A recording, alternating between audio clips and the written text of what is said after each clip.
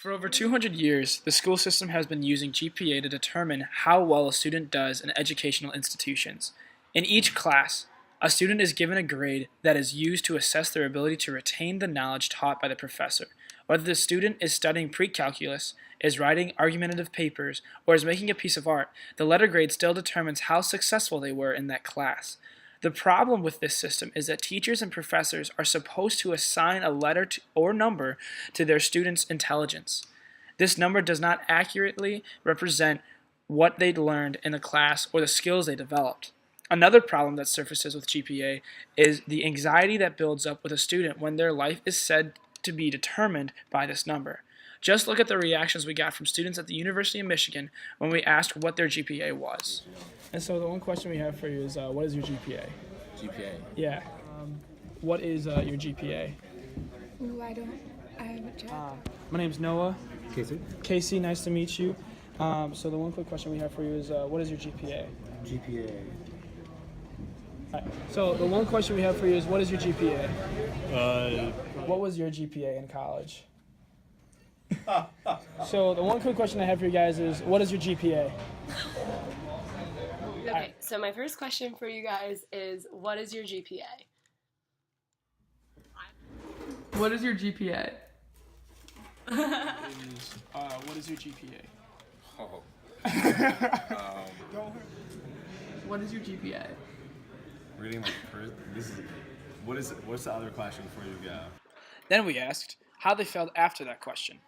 How did you feel when I asked you what your GPA was? So, how did you feel when I asked you what your GPA was? I felt kind of uncomfortable because it's one of those things that you don't really talk to people about. Why don't you think you talk to people about it?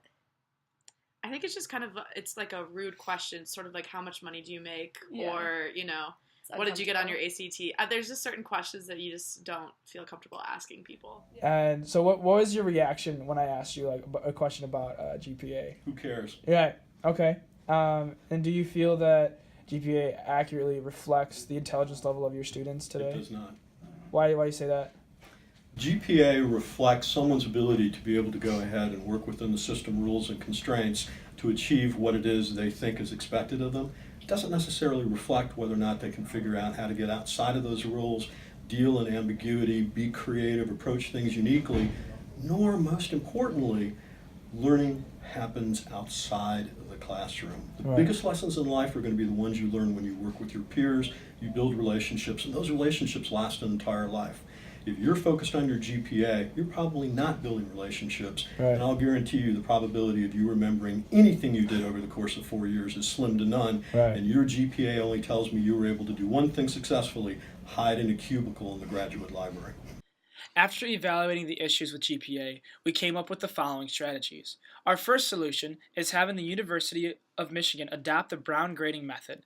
The Brown method does not calculate grade point averages for students.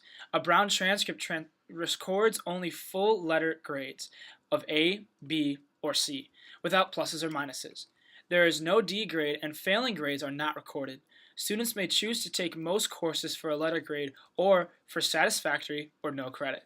Brown students are encouraged to gather materials in their online portfolios that provide measures of their knowledge and skills. The improvements we believe should be made to the Brown method are: a portfolio should be required, because if it is only encouraged, many students won't take the time to build one. Also, Brown is a very small academic university.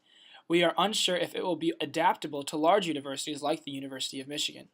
We would also create a maximum amount of classes students can take satisfactory or non-credit. This is because if students take majority of their classes satisfactory or no credit, then their skills and proficiencies aren't being portrayed. Our second solution is the skill method. The skill method is broken up into 5 categories: teamworking, organizing and planning, problem solving, professionalism, and communicating. Subcategories will be dependent upon the major. Grades would be communicated to the students using radar charts to show their skill levels in certain courses. Here are some examples. However, due to this idea not being adapted in universities or college campuses that we know of, the possibility of this grading platform working is purely hypothetical. Thank you for watching our video. If you agree with our ideas, please share this with your friends and followers. And if you don't agree, leave a comment below.